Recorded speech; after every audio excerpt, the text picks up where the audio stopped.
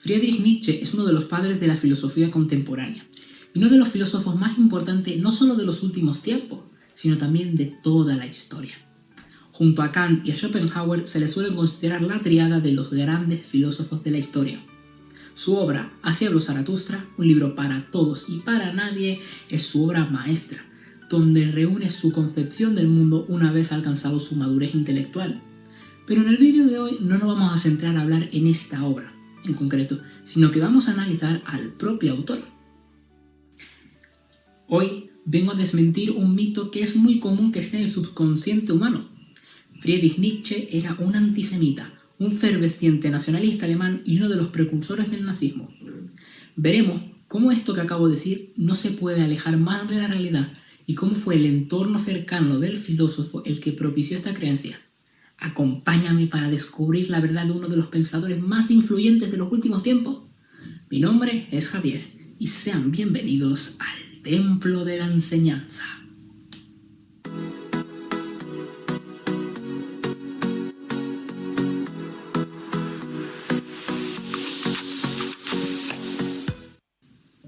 Nietzsche, cuyo primer nombre era Friedrich, en honor al rey Federico Guillermo IV de Prusia, nació en el año 1844, en un pueblo bastante pequeñito que se llamaba Rügen y queda cercano a la ciudad alemana de Leipzig.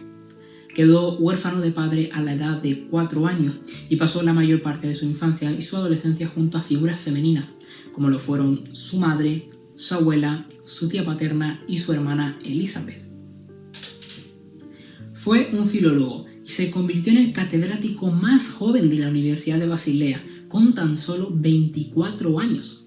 Más adelante en su vida realizó un viaje de peregrinación por toda Europa, época en la cual escribió algunas de sus obras más conocidas, como lo son La Gaia Ciencia, Más allá del bien y del mal y El Anticristo.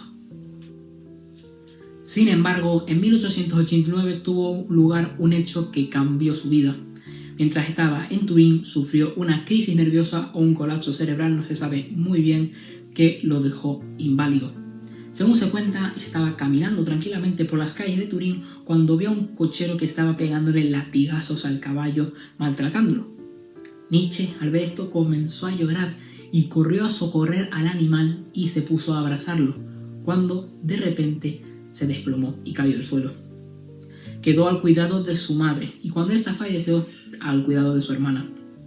La fama y los momentos de mayor repercusión de su carrera fueron demasiado tardíos. Nietzsche murió en el año 1900 y no fue a partir de su muerte cuando su obra empezó a ganar mucho respeto y mucha repercusión entre los académicos.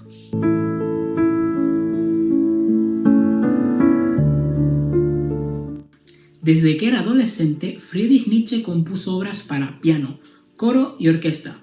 Vamos, este tío era un crack en todo lo que hacía. Y esto le permitió hacerse amigo de uno de los compositores más influyentes de la época. Hablo de Richard Wagner. Y no solo eso, sino que además también se hizo amigo del cuñado del propio compositor, el cual era entendido en el zoroastrismo, que es la religión que practicaba el propio Zaratustra.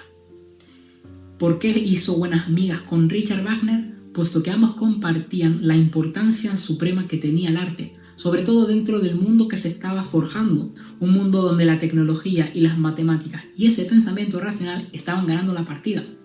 Y no solo eso, además entendían a la música como una nueva religión. De hecho, cuando Nietzsche se mudó a Basilea, cuando trabajaba como catedrático en la universidad de la ciudad, fueron frecuentes los encuentros entre ambos. Y es que, junto a la esposa del compositor, Cosima, formaron una tríada de unos grandes amigos y sobre todo eran los tres unos grandes intelectuales de la época. Sin embargo, la amistad entre ambos se fue degradando poco a poco hasta tal punto que llegó a romperse. Una de las principales causas es el rechazo que causaba en Nietzsche el pensamiento egoísta y extremista que a veces presentaba Wagner. Y es que debemos saber que el compositor era antisemita. Profusó un enorme rechazo hacia los franceses y además era afín a las ideas del nacionalismo alemán. Por su parte, Friedrich Nietzsche se hizo amigo en 1873 de Paul Rivet, un científico de origen judío que estaba influenciado por las teorías de Darwin, las ciencias materialistas y por ensayistas franceses como Rochefoucauld. A partir de este momento y de esta nueva amistad que había surgido, Nietzsche comenzó a ver la filosofía, la literatura y la música francesa con una mayor simpatía. Pues bien, esta fue una de las principales causas del distanciamiento entre ambos, aunque también hay otras, pero que omito en este vídeo porque no tienen que ver con el tema. Lo que deja claro esto es que vemos cómo Nietzsche estaba rechazando algunos principios básicos de ese nacionalismo alemán, de ese movimiento totalitario que surgió en el siglo XX.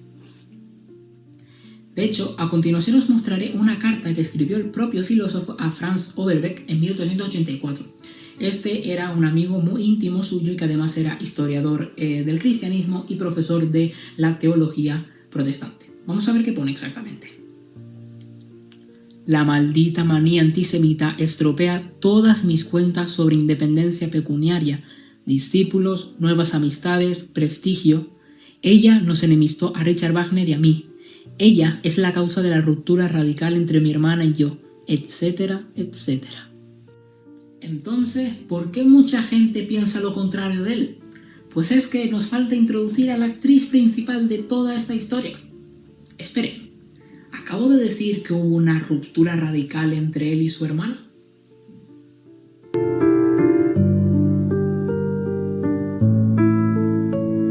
Elisabeth Pfister Nietzsche fue la hermana del genio alemán. Los biógrafos de ambos describen que tanto Friedrich como Elisabeth, la cual era 2 años menor que su hermano, mantuvieron una muy buena relación incluso hasta en etapas de la primera adultez. Sin embargo, sus caminos comenzaron a separarse cuando ella conoció a Bernhard Pfister, un maestro de escuela con ideas profundamente antisemitas y que además estaban influenciados por algunos escritos que dejó Richard Wagner. Fue su marido quien provocó que Elisabeth se decantara por estas corrientes ideológicas. De hecho, se suele decir que hasta Nietzsche rechazó ir a la boda de ambos porque no estaba para nada de acuerdo con las ideas supremacistas de su novio. Sin embargo, como iremos viendo, esta historia está llena de giros inesperados. El primero de ellos fue que este nuevo matrimonio decidió formar parte de una expedición bastante curiosa. 14 familias alemanas decidieron viajar hacia Paraguay y fundar en el centro de la selva sudamericana una colonia de pureza racial aria. Pues allí que se embarcaron en febrero de 1887. Sin embargo, el proyecto fracasó.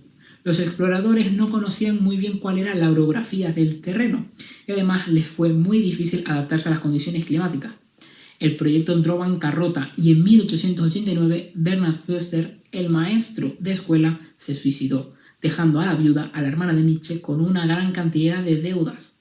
Como curiosidad, hoy en día sigue existiendo esta comuna que recibe el nombre de Nueva Germania. Sin embargo, tras el fracaso de los exploradores, los habitantes de la zona comenzaron a mezclarse con los nativos.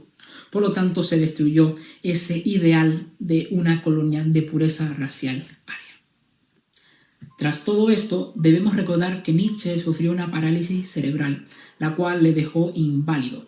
Sin embargo, a finales del siglo XIX y principios del siglo XX, su obra estaba comenzando a ganar bastante fama. Y aquí aparece la hermana, pues le compró a la madre de ambos, es decir, a Francisca, la cesión de los derechos de autor de los libros de su hermano y comenzó a explotarlo. En el año 1894 fundó el Archivo Nietzsche, el cual pretendía recopilar todas las obras del filósofo alemán.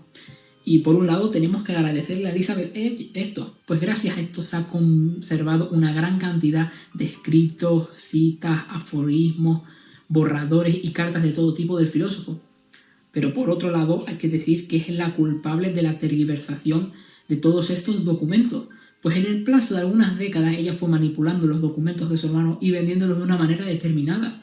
Y con el paso de algunas décadas se entendía a Nietzsche como un belicista y un ferviente nacionalista, no solo durante el Segundo Imperio Alemán, sino también durante el Tercer Reich. Dentro de este proceso de manipulación, uno de los casos más importantes es el libro La voluntad del poder, publicado en el año 1901, lo cual sabemos es un año después de la muerte del propio autor. Pues bien, Nietzsche tenía pensado escribir esa obra, de hecho tenía algunos esquemas y algunos esbozos, pero los aparcó, los dejó de lado y se centró en escribir su particular autobiografía, el libro Ecce Homo, de 1888, todo esto antes de que sufriera la parálisis.